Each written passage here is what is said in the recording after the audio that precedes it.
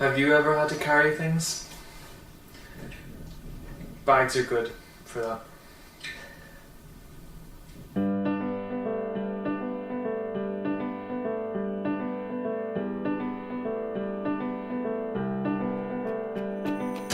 Previously, we have made a video about our tent and our sleeping bags and our sleeping mats, but the other kind of big essential object to move all these things about is our bags.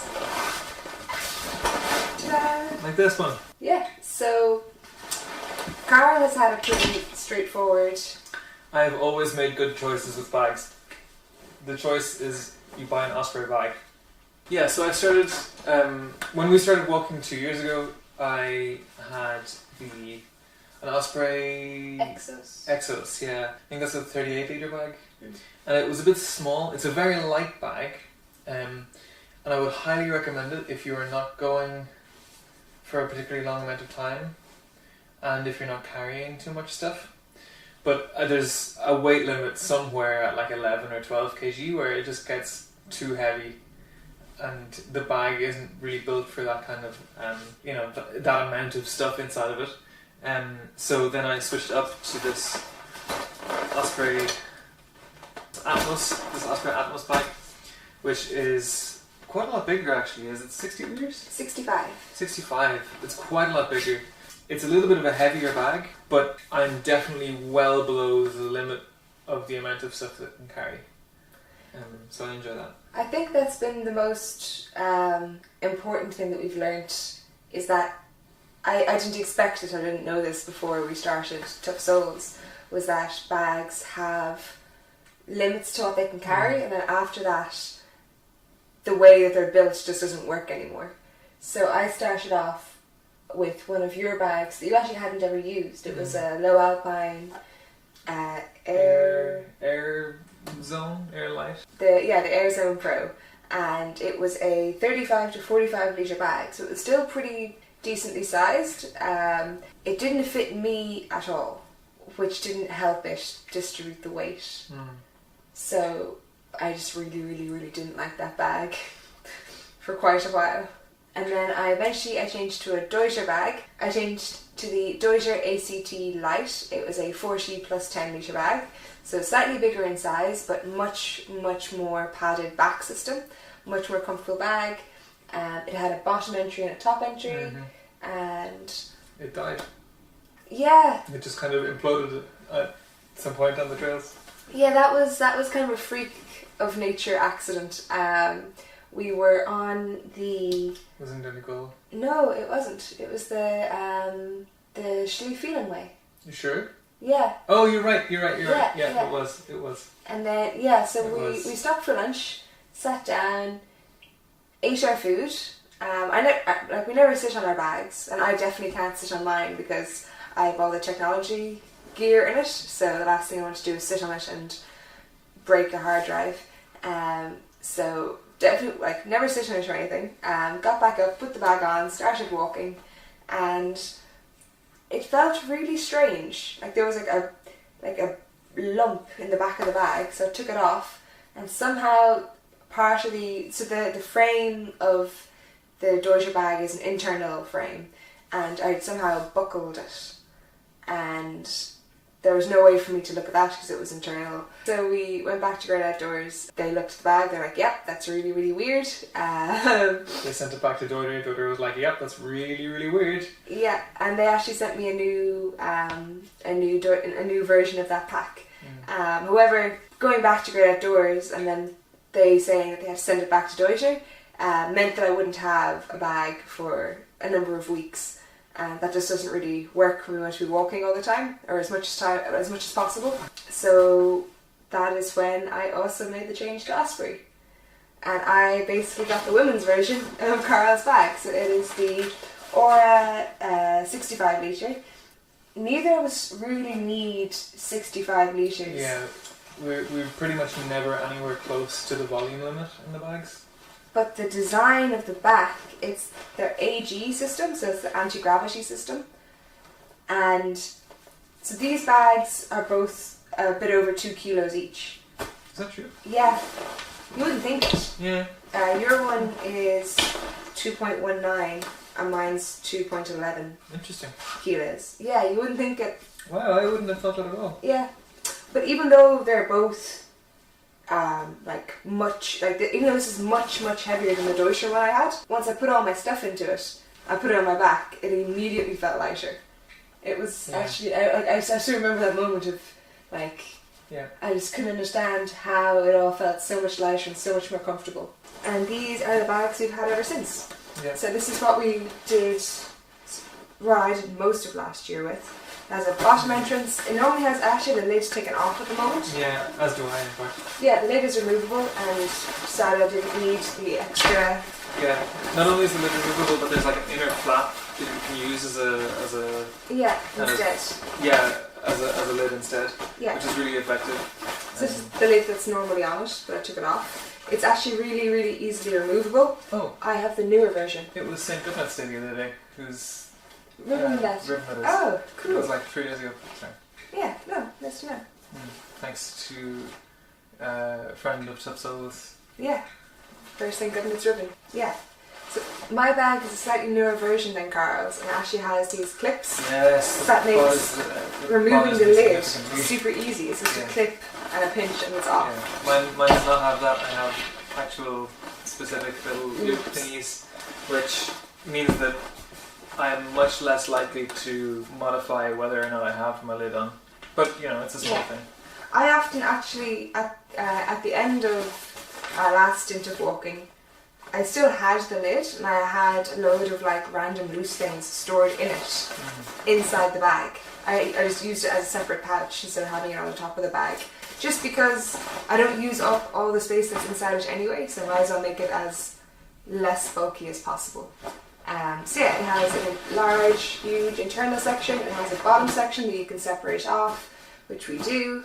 It has the stretchy bit at the front. Yeah, which is where usually on my bike we put the tent rain cover in there to try and let it dry out during the day instead of having the stuff inside of the bag and making everything inside the bag wet.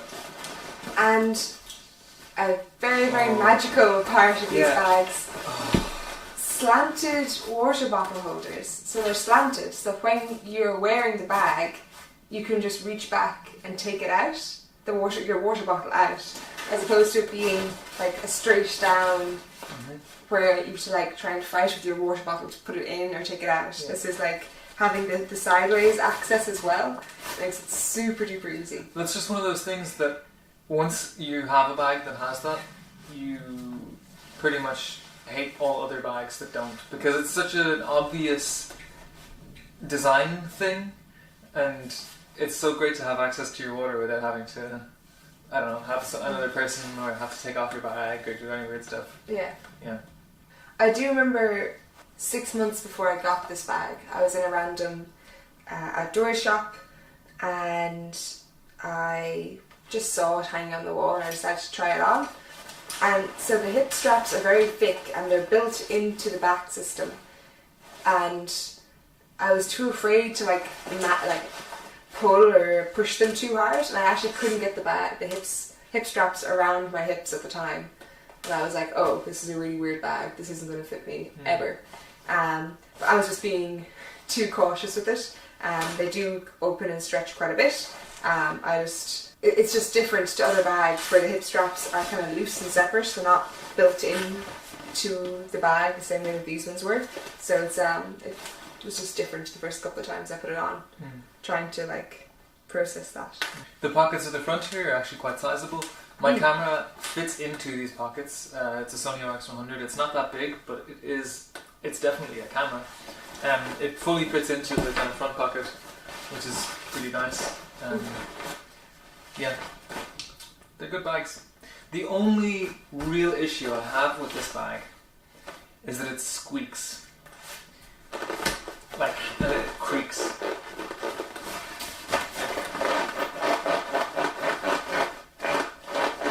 And, like, that's one of those things, if you're a specific kind of person, that doesn't bother you at all. And if you are not, it can drive me completely insane sometimes. So that is one of the only things, and I think that's a factor of the whole bank kind of system being the way that it is. I don't know if there's a way to solve this problem. But sometimes when you're walking out in the silence and there's nothing to hear except like birdsong and this every step, it can get a little bit bothersome. I feel like it's a lot more dramatic when you're holding it and speaking it than when you're actually wearing it. Yeah, I mean when it's behind you and stuff. But I mean, don't not buy this bag because of that. But maybe do be aware that it can be a thing. Out of all the bags that I've had so far for Tough Souls, this is the first woman-specific fit. That's not true. Your daughter one was... No, it wasn't. Oh. Yeah. Okay. Yeah, they were out of stock of the women's fit ones when I was buying the bag. And I think that definitely makes a difference when everything is proportional to your back length. I think it's really, really important that when you're buying, if you're buying a bag that you're going to be wearing a lot, to get it fitted properly, so that it fits your back length, that the hip straps come across and kind of hug you in the right place. Because with these bags, the reason that they have hip straps is your hips are made for kind of carrying all the weight of your upper body, whereas your shoulders aren't. So having hip straps that fit you in the right place and really hold the bag onto you, all the weight then goes through the hip straps, and the arm straps are just there to kind of hold the bag in place, not really to hold all of the weight on you. Yeah. Which I think is really... Yeah, I think a lot of people don't fit bags that way because what people are used to are school bags, and they don't have, they're not built for actual support. And so I think it's really, really important to make sure your bag fits you correctly. It's also really valuable in the shop when you're buying a bag, to get some weights and kind of weight the bag when it's on your back, so that you get an idea of what it feels like when there's stuff in it. Even more useful if you can actually bring your stuff maybe in kind of stuff sacks. Or depending on the shop, if you've decided on a bag that you really like and they have a 2-week return policy, go home, pack it full of all your stuff, wander around your living room, wherever, go up and down the stairs a couple of times if you have one available. That's so valuable. It's for me, the enjoyment of the trail is directly proportional to the amount of stuff that I'm carrying and how comfortable it is to carry it. And so to have the right bag and to take the right stuff with you is so important. So to make sure before you set off on a trip that you're carrying the right bag and the right things inside of your bag. I mean, if you don't do that, you're setting yourself up to have a bad journey, basically. Or you're setting yourself up to have to buy a new bag, or to get halfway through your trip and throw out like 3/4 of your stuff. And you don't want to do either of those things. So, it's a really valuable thing to do to prepare at least this stuff, Also just buy an Osprey bag, because you can't fail, apparently. Yeah, we both really love Osprey at the moment. Yeah. It's not to say that the other brands that we had used haven't been great. I had a low alpine bag that I brought walking in Spain, we did the Camino, and that was perfect for that.